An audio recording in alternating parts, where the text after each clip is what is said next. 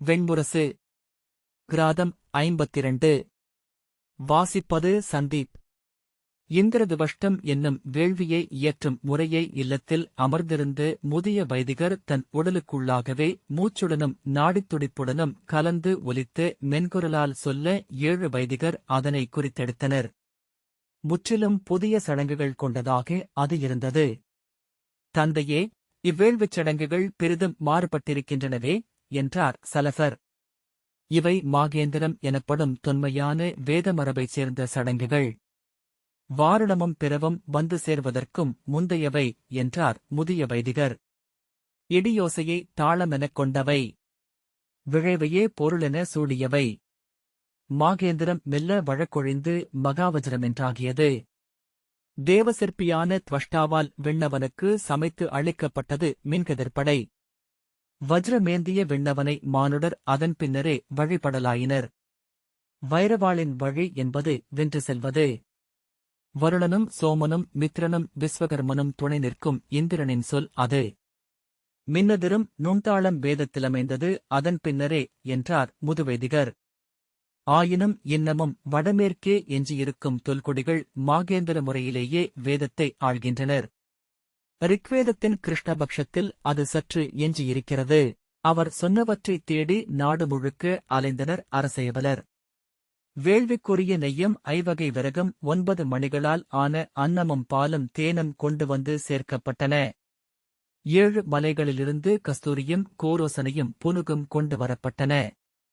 12 மலைகளிலிருந்து குந்திரிக்கமும் சவ்வாதும் அகிலும் திரட்டப்பட்டன.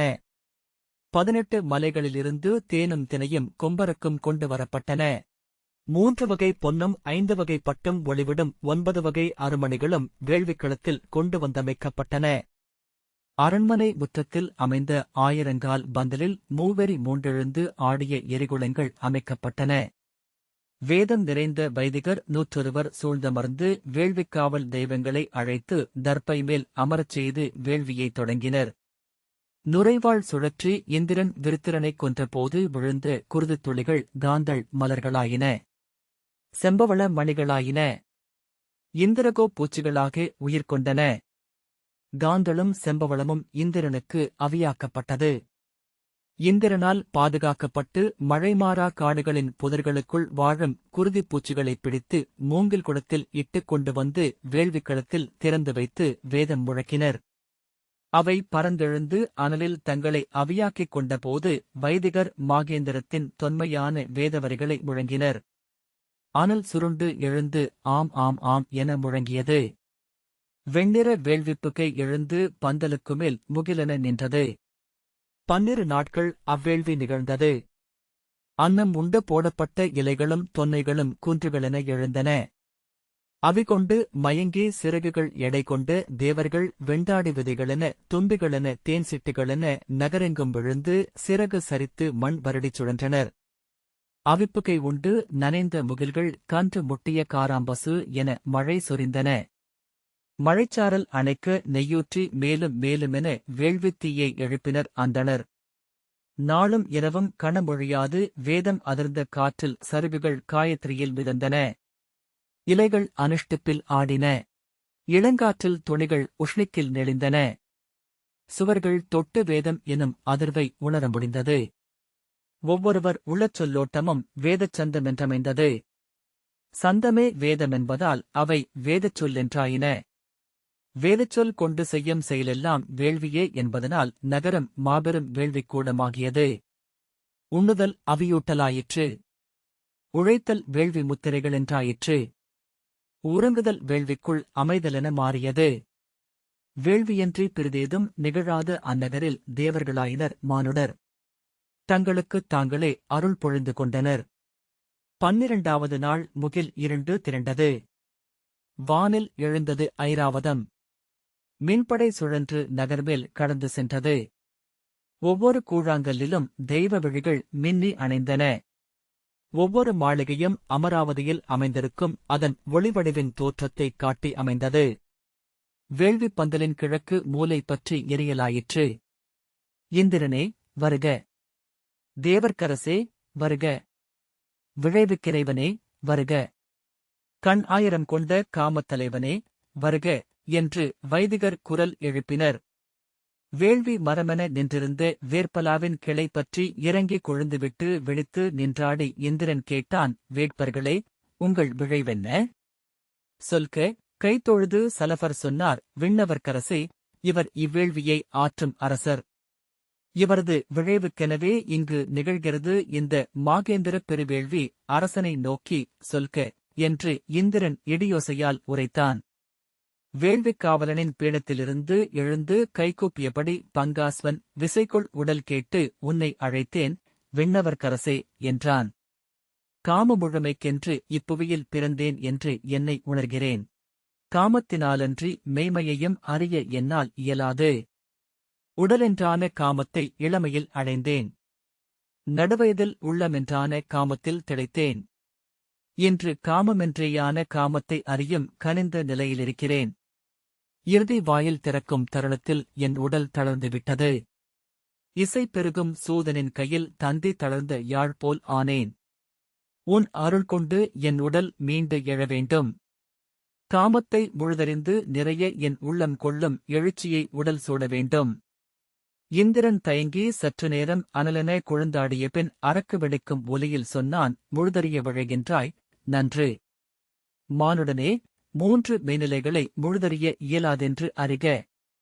ஏனென்றால் அறிதல் வடிவிலேயே அவை இருப்பு கொண்டுள்ளன. நீலச்சுடர் கொண்டு மேலெழுந்த இந்திரன் கூறினான், பிரம்மத்தை மானுடரால் முழுதறிய முடியாது. பிரம்மமென்று ஆவதொன்றே அதன் வழி.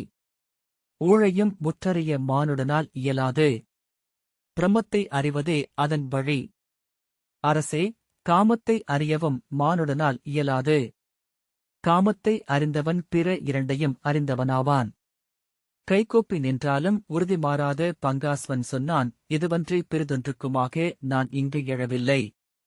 இது அமையாவிடில் உயிர் வாழ்வதில் பொருளில்லை. இந்திரன் கனிந்து, மாளா விழுச்செல்வம், முழுமைக்குள் பெருவாழ்வு, சிறப்பொரு மைந்தர், அழியா குடிநீட்சி, மானுடச் சொல்லில் வாழும் தகைமை இவை அனைத்தையும் அளிக்கிறேன். இவ்விழைவை விலக்குக என்றான். இவ்வேள்வி இவ்விழைவுக்கென்றே ஆற்றப்பட்டது. இதை மறுத்து இறைவனாகிய நீவெண் திரும்புவாயென்றால் இவ்வேள்வி அனலில் விழுந்து உயிர் துறப்பதே எஞ்சும் வழி என்றிருக்கும் எனக்கு என்றான் பங்காஸ்வன். இந்திரன் புன்னகைத்து, காமத்தை உணர்ந்தறிய 1000 குறி கொண்டிருந்தேன். அதன்பின் 1000 விழி கொண்டவனாகி அக்காமத்தை செறிவாக்கிக் கொண்டேன். இன்னமும் காமத்தை கடந்தவனில்லை. நான் எப்படி உனக்கு அச்சொல்லை அளிக்க முடியும் என்றான். பங்காஸ்வன், காமத்தைக் கண்டு கடப்பது என் வழி. நான் விழைவது காமத்தில் தளராமல் இருக்கும் உடல்நிலை. அழிவின்மை அமுதன கறந்திருக்கும் அரண்மனையில் வாழும் முன்னால் அதை எனக்கு அளிக்க முடியும் என்றான். சலபர் சொன்னார், அரசே, வேள்வியில் அனலுண்டு எழும் தெய்வம் அளிப்பது தன் சொல்லை அல்ல, கடலின் துமியென்றே அது இங்கு தோன்றுகிறது. அதன் ஒப்பும் குளிரும் கடலுக்குரியவையே ஆகும். இங்கு சொல்லழியுங்கள், அதை ஆற்றுவது பிரம்மமே. இந்திரன் தலையசைத்து, அவ்வாறே ஆகுக. காம நிறைவு கொள்க. அதற்குரியன நிகழ்க என்று சொல்லுரைத்து விண்மீண்டான். வேள்விக்களத்திலிருந்து வைரம் போல் உடல் கொண்டு மீண்டான் பங்காஸ்வன். கணுதோறும் உழைக்கும் முள்முருங்கை என்று ஆயிற்று அவன் ஆகம். 100,000 முறை காமத்திலாடினான். 100 மைந்தரை ஈன்றான். தான் பெருகுவதை காணக் காண ஆணவம் கொண்டான். ஆணவம் காமக்கனலுக்கு காற்று. கரை தழுவும் கடலலைப் போல் ஒவ்வொரு கணமும் மகளிரை தழுவிக் கொண்டிருந்தான். பின்பு ஒருமுறை இளமகள் ஒருத்தியின் அருகிருந்து எழுந்தபோது உணர்ந்தான், காமம் முழுதமையவில்லை என. ஏன் என வியந்த மறுகணம் எக்காமமும் முழுதமையவில்லை என்று அறிந்தான். முழுதமையாத காமமென்பது முற்றிலும் அமையாத காமமே என்று தெளிந்தான். அக்கணமே மஞ்சத்தரை விட்டு வெளியே வந்து அங்கே நின்ற அமைச்சனிடம், என் முதல் மைந்தனுக்கு முடிசூட்டுக என்று மட்டும் சொல்லிவிட்டு மேலாடையை எடுத்து இடையில் சுற்றிக் கொண்டு குளிர்ந்த காற்று சுழன்றடித்த விரிந்த முற்றத்திலிறங்கி நடந்து மறைந்தான். அவன் செல்வதை அமைச்சன் நோக்கி நின்றான். அவன் அதை முன்னரே எதிர்பார்த்திருந்தான். 3 தலைமுறைகளுக்கு முன் உணவின்மேல் பெரும்பித்துக் கொண்டிருந்த பங்காஸ்வன் மூதாதை பீதாஸ்வன் அதேபோல இருளில் இறங்கி மூழ்கி மறைந்ததை அறிந்திருந்தான். அதற்கும் முன் 7 தலைமுறை மூதாதையாகிய ஸ்வேதாஸ்வன் காவியம் மீது பெரும்பற்று கொண்டிருந்தான். அவனும் அதே இருளைத்தான் நாடினான். காட்டுக்குச் சென்ற பங்காஸ்வன் தன்னந்தனிமையில் நடந்தான். நாடி அடைந்து ஒவ்வொன்றையும் நினைவிலிருந்து உதிர்த்தான். அடிக்கு ஒரு நினைவு என அகற்றி அகற்றி பல நொறுகாதம் மண் தொடாது விண்ணில் நின்று துடிக்கும் அனலென விழைவு மட்டுமே அவனுள் எஞ்சியது. அவன் சென்றடைந்த காடு இந்திரகுப்தம் என்று அழைக்கப்பட்டது. தன் விழைவுக்கென இந்திரன் அமைத்தது அது. அவன் விழைவென அவனை மீறி வளர்ந்து பரவி அவனை ஒரு சிறுதுளியாக்கும் விரிவு கொண்டிருந்தது. அக்காட்டுக்குள் செங்குருதிப் பெருக்கென சென்று கொண்டிருந்த ஆறொன்றைக் கண்டான் பங்காஸ்வன். அதன் கரையில் நின்று செந்நீரின் சுழிப்பை நோக்கிக் கொண்டிருந்தான். ஓடும் புறவியின் உடலென, காற்றில் பறக்கும் கொடியின் நெளிவென, நெளிந்தாடும் தழலென அப்பெருக்கில் ஒழுகிச் சென்று கொண்டிருந்தன காய்களும் இலைகளும் நெற்றுகளும் சருகுகளும் நுரைக்குமிழிப்படலங்களும். மேலும் விழிகூர்ந்தபோது அவையனைத்தும் முகங்களென உடல்களென ஒரு கொண்டன. காமம் கொண்டு புணர்ந்து நெளிந்தன அவை. பல்லாயிரம் மானுடர், விலங்குகள், பறவைகள், நாகங்கள் உடல் பின்னி திளைத்துக் கொப்பளித்து குமிழியிட்டு சுழன்றமைந்து நீரின்றே ஆகியிருந்தன. அவ்வாற்றுக்கு அப்பால் இளம்பச்சை ஒளி பரவிய நிலமொன்றை அவன் கண்டான். அங்கிருந்த மரங்கள் அனைத்தும் முலைகளென காய்த்து கனிந்திருந்தன. தோல்கதுப்பென தளிர்கள், மெந்தசை வளைவுகளென தண்டுகள். பாறைக்குவையில் மென்மணல் குழைவில் காமமே ததும்பியது. உடல் பிழைந்து ஒன்றென ஆகித் துய்த்து திளைத்தாடின அடிமரங்கள். அதுவே தன் இடம் என்று அவன் உணர்ந்தான். மறுகணம் அது ஒரு மயல் நீரோ என்று அஞ்சினான். நீ இழப்பதற்கொன்றுமில்லை. மயல் நீரென்றாலும் அதை நோக்கிச் சென்று அழிவதே உன் ஊழென்றால் பிறிதொன்றை நீ தெரிவு செய்ய இயலாதென்று சொன்னது அவன் நுண்ணறிவு. மும்முறை தயங்கி பின் துணிந்து அவ்வாற்றில் குதித்தான். பெருக்கு அவனை அள்ளிச் சுழற்றி ஆழத்திற்கு கொண்டு சென்றது. நீந்தி மேலெழும்போது அலையொன்று அவனை அரைந்து மீண்டும் உள்ளிழுத்தது. 12 முறை அவனை சுழற்றியும் அலைத்தும் கொண்டு சென்ற அவ்வாற்றிலிருந்து அருகணைந்த உடல்புனை ஒன்றைத் தழுவி நீந்தி கரை சேர்ந்தான். எழுந்து கரையில் நின்று நீரை உதறி ஆடை திருத்திய போது அறிந்தான் அவன் உடல் பெண்ணாகியிருந்தது. முலைகள் பருத்து கருங்கண் கொண்டிருந்தன. தோள் மென்மையாக குழைய கைகள் கொடியென நெளிய இடைவளைந்து தொடை பெருத்து ஒற்றிச் செல்லும் சிற்றடி வைத்து நடந்தான். தன் உடலையே திகைப்புடன் மீண்டும் மீண்டும் பார்த்துக் கொண்டான். கொழுமுலைகளை மென்வயிற்றைத் தொட்டபோது உள்ளம் திடுக்கிட்டு கைகூச விலக்கிக் கொண்டான். இடைக்குக் கீழ் எண்ணிய போது அனல் கொண்டு எரிந்தது அவன் உடல். அவன் நினைவறிந்த நாள் முதல் எண்ணி எண்ணி ஏங்கி தேடித் தேடி அடைந்து மேலும் மேலுமென விழைந்த அனைத்தையும் அவனே கொண்டிருந்தான். ஆனால் அவையனைத்தும் பிறனெனத் தோன்றி அருவருப்பூட்டின. பிறர் கொண்டிருக்கையில் ஆறாவிழை ஊட்டியவை தான் கொண்டிருக்கையில் ஒவ்வாததென ஆகும் விந்தை என்ன? விழைவு கொண்டது அவற்றின் மேல் அல்லவா? அவையென தன்னை வெளிப்படுத்திய பிறிதொன்றின் மேலா? அது பெண்மை. நாணமென காமமென கன்னிமையென அன்னைமையென அமுதென நஞ்சென தன்னை நிகழ்த்திக் கொண்டிருக்கும் ஆடல். தெய்வம் குடியேற்றப்படாத சிலை வெறும் கல். இம்முலைகள், இத்தொடைகள், இந்த அல்குலுக்குப் பின் ஒரு பெண் இல்லை. மீண்டும் மீண்டும் அவன் உடல் கூசிக் கொண்டிருந்தது. ஏதோ ஒரு கட்டத்தில் குமட்டலெடுத்து வாயுமிழ்ந்தான். எதை அருவருக்கிறேன்? என் அகம் அமைந்திருக்கும் இந்த உடலையா? இதுவும் உடலே. இது உண்டு உயிர் வளர்க்கும், குளிர்வெம்மை உணரும், துயின்று விழிக்கும். இதன் இன்பங்களை என் அகம் அறியும். அக்கணம் சென்று தொட்டு ஓர் எண்ணம் தேள் கொடுக்கென கொட்ட அவன் மீண்டும் வயிறு எக்கி வாயுமிழ்ந்தான். ஆம், இவ்வுடல் என்னுடையது. ஆனால் இது என்னே சொல்லவில்லை. கனவிலோ களிமயக்கிலோ நான் சொன்ன சொல் போன்றது இது. என்னால் பொருளேற்றம் செய்யப்படாதது. இதில் வெளிப்படுவது நான் அல்ல, இது என் வாய்க்குள் பிறர் எச்சில் துப்பப்பட்டு நிறைந்திருப்பது போல. மீண்டும் குமட்டி உமிழ்ந்து அப்படியே சோர்ந்து படுத்துக் கொண்டான். பொருளில்லாச் சொல். ஆனால் எல்லாச் சொல்லும் பொருள் குறித்தன.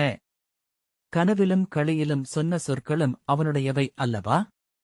ஒருவேளை அவனுள் உறையும் ஆழத்துக்குரியவை அல்லவா அவை? நீள்மூச்சுடன் எழுந்து நின்று எங்கு செல்வதென்று எண்ணினான். அறியாநிலம் எதற்காவது சென்றுவிட வேண்டும். அங்கே பெண்ணென்றேயாகி நடிக்க வேண்டும். ஆம், அது ஒன்றே செய்வதற்குரியது. ஆணென நோக்கும் விழிகள் முன் பெண்ணென்று நிற்றலாகாது. பெண்ணுக்கு அளிக்கப்படும் நோக்குகளை என் ஆண்விழி எதிர்கொள்ளலாகாது. பெண்ணென எனச் சூழும் காமத்தை ஆணென என் உள்ளம் எதிர்கொள்வதே உயிருடன் இரத்தல். அவன் அங்கிருந்து கிளம்பி ஷேரப்பிரபை என்னும் நகரை சென்றடைந்தான். அங்கிருந்த சந்தையினூடாக அவன் நடந்தபோது விழிகளனைத்தும் அவனை நோக்கித் திரும்பின. ஒருபோதும் தன்மேல் பிறர் நோக்கு அவ்வண்ணம் குவிவதை அவன் உணர்வதில்லை. அணிகொண்டு முடிசூடி அரசயானை மேல் செங்கோலுடன் அமர்ந்து நகர்வலம் வரும்போது கூட, இன்று ஒவ்வொரு கணமும் அணியூர்வலம் செல்கிறேன். ஒவ்வொரு இடத்திலும் அரியணையில் அமர்ந்திருக்கிறேன். ஒரு களிமகன் பேரழகுப் பெண் நீ. ஆணொருவன் உன்னுள் புகுந்து விட்டிருக்கிறான். கடப்பாறையை விழுங்கிய நாகமென தோன்றுகிறாய் என்று சொல்லி வெடித்து சிரிக்க பல விழிகள் நகைப்பில் ஒளிகொண்டன. என் உடலின் நெளிவை உள்ளம் கொள்ளவில்லை. உள்ளம் உடலில் அசைவாக வெளிப்படுகிறது. அவன் உடல் கொண்ட நெளிவை உள்ளத்தாலும் நடிக்கலானான். இடைவளைகையில் அவன் உள்ளத்தமைந்த தன்னுணர் உடலின் இடையையும் அசைத்தான். முலை குலுங்குகையில் அகமும் குலுங்கினான். எதிர்வரும் விழிகளை நோக்குகையில் இமைசரித்து ஓரவிழி கூர்த்து ஒல்கி நடந்தான். அத்தனை விழிகளுக்கு முன் அப்படி செல்வதே உகந்ததென்று விரைவிலேயே கண்டுகொண்டான். கசன் என்னும் பெருவணிகனின் மனைவிக்கு சேடியென அவன் சென்று சேர்ந்தான். பேரரசியருக்குரிய அழகு கொண்டவள் என் பணிப்பெண் என அவள் உவகையுடன் தோழிகளிடம் சொன்னாள். நோக்கு, அவள் அணங்கோ யக்ஷியோ யாரறிவார் என்றனர் தோழியர். நோக்கினேன், ஒவ்வொரு அடியிலும் அவள் உடலென்றிருக்கிறாள். மானுடப் பெண்ணேதான் என்றாள் வணிகன் மனைவி. அவன் பெண்களுடன் அணியறையிலும் அடுமனையிலும் நீராட்டறையிலும் இருந்தான். அவர்கள் பேசுவதை சிரிப்பதை ஒசிவதை ஒல்குவதை கூர்ந்து நோக்கினான். நோக்க நோக்க அவை அவன் உடலிலும் கூடின. நடிக்கும்தோறும் உள்ளம் உருமாறியது. உள்ளமென்பது ஒரு நடிப்பே என்று அவன் உணர்ந்தபோது உள்ளும் புறமும் பெண்ணென்று ஆகிவிட்டிருந்தான். பெண்ணுடலை அவன் நாளும் நோக்கியும் தொட்டும் அறிந்து கொண்டிருந்தான். அவை வெறும் மெந்தசைகள் என்றாயின. அவர்களை நீராட்டி, அகில்காட்டி, அணிபுனைந்து, சுண்ணமும் மையம் பூசி அழக்கூட்டினான். அவர்களுடன் நிலவரவுகளில் தோட்டங்களில் அமர்ந்து இசை கேட்டான். அவர்கள் தங்கள் நெஞ்சின் ஆழத்து அறைகளை திறந்து ஒளியையும் இருளையும் வெளியே எடுத்தபோது கேட்டிருந்தான். அவன் காமம் கொள்ளவேயில்லை என்பதை பிறகெப்போதோதான் அறிந்தான். அவ்வருதல் அவனுக்கு உவகையையே அளித்தது. பிறகொரு நாள் தனிமையில் நீராடிவிட்டு அவன் நீராழிப் படிகளில் மேலேறும்போது மேல்படியில் வணிகனின் இளமகன் நின்றிருந்தான். அவன் விழிகளை நோக்கியபோது அவள் உடல் நாணி குளிர்கொண்டது. விழிதாழ்த்தி அவனை கடந்து சென்றபோது உடலெங்கும் அவன் நோக்கு வருடிச் செல்வதை உணர்ந்தாள். தோள்கள் வெம்மை கொள்வதை, உள்ளுருகி உடல் நனைவதை அறிந்தாள். விருந்தறையில் கால் வழக்கி விழுந்து விடுவோமென்று அஞ்சினாள். சுவர்பற்றி நிற்கவும் இறுகே கூர்கொண்டு நின்ற முலைக்குவைகளுக்கு அப்பால் செறிந்தமைந்த குளிர் மூச்சை ஊதி வெளிவிடவும் விழைந்தாள். திரும்பி நோக்க வேண்டுமென எண்ணி நோக்கலாகாதென்று முகத்தை இறுக்கி இதோ நோக்கிவிடுவோம் என அஞ்சி நோக்கு நோக்கென்று கெஞ்சிய அகத்தை வென்று உதிரும் நீர்த்துளி என விலகி ஓடினாள். தன் அறைக்குள் சென்று கொலைமதம் கொண்டெழுந்த மத்தகத்தைப் போல் விம்மிய முலைகளுக்கு மேல் கைகளை வைத்து அழுத்தியபடி மூச்சடக்கினாள். மெல்ல நரம்புகள் விடுபட காதுமடல்களில் இளவெங்குருதி படர, கண்கள் நீர்கொள்ள, மூச்சு சிரித்தணிய அமைந்தாள். தன்னை உணர்ந்தபோது அவள் இடக்கால் நரம்பு இழுபட்டு அதிர்ந்து கொண்டிருந்தது. செருக்கச் செருக்க மிகும் காமப்பெருக்கின் முன் புதுவெள்ளமெழுந்த நதியின் மணற்கரை போல அவள் கணந்தோறும் தன்னை காத்துக் கொள்ளவே முயன்றாள். அனைத்து முயற்சிகளும் சிலந்தி வலையில் துடிக்கும் பூச்சியின் சிறகுகள் சிக்கிக் கொள்வது போல அமிழவே செய்தன. கணந்தோறும் அவனையே எண்ணிக் கொண்டிருந்தாள். அவள் செயல்கள் பிழைத்தன. கை சென்ற இடத்திற்கு கண் செல்லவில்லை. கண் அறிந்ததை கருத்து தொடவில்லை.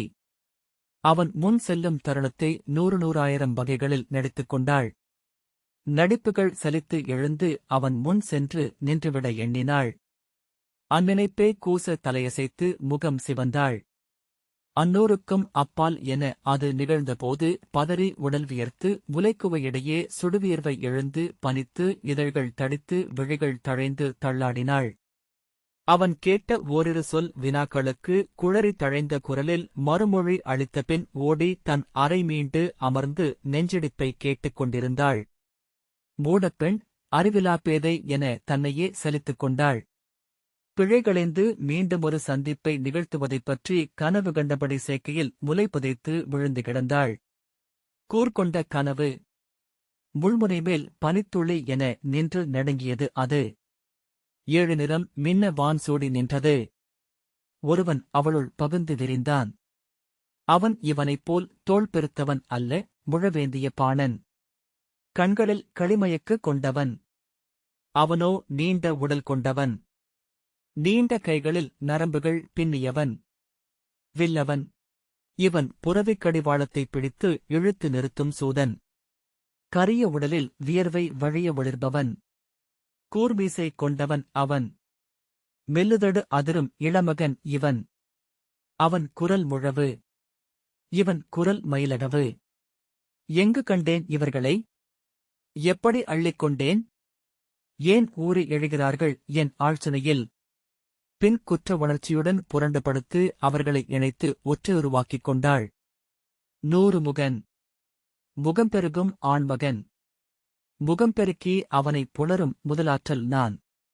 மானென களிரென குயிலென எறும்பென உமையைப் புணர்ந்தான் சிவன் என்கின்றன காவியங்கள். நீரென நெருப்பெனப் புணர்ந்தாலும் தீருமா? ஒன்றென உருகி இணைந்த பின்னரும் அணையுமா? வென்று கால் கீழிலிட்டு மார்மீது நின்றாட வேண்டும். கொன்று கிழித்துண்டு மண்டை மாலை சூடி கூத்தாட வேண்டும். நீரு பூசி நெருப்பென சிதை மேலெழ வேண்டும். நெஞ்சிலும் தலையிலும் அரைந்து கொண்டு கதற வேண்டுமெனத் தோன்றியது. முட்டுவேன்கொல். தாக்குவேன்கொல். இச்சுவர்களை இடிப்பேன். எழுகிறது என் மதம் கொண்ட மத்தகம். இந்நகரை தூள்தூளென்றாக்குவேன். பொழுது சூடி உரிமையபடி இங்கே சுழன்றலைவேன். குருதியாடியே விருதேற வேண்டும். என்னென்ன எண்ணங்கள்! எண்ணங்களில் வாழும் தெய்வம் கணந்தோறும் கோடு என பெருகும் வல்லமை கொண்டது. எண்ணம் பெருகி இரவாகிறது. இருளாகிறது. கங்குல் வெள்ளம் கரையிலாதது. காக்கும் புனையிலாதது கங்குல் வெள்ளம். கனவுகளில் அவன் வந்தபோதுதான் அவன் குறுமீசையை, மென்முடி பரவிய கன்னங்களை, விரிந்த தோள்களை, புயங்களிலோடிய நீல நரம்பை, மார்பில் படர்ந்த முடியை, வயிறு நோக்கி அது குவிந்திறங்கிய பொழிவை அத்தனை கூர்மையாக அவள் நோக்கியிருந்தது அவளுக்கு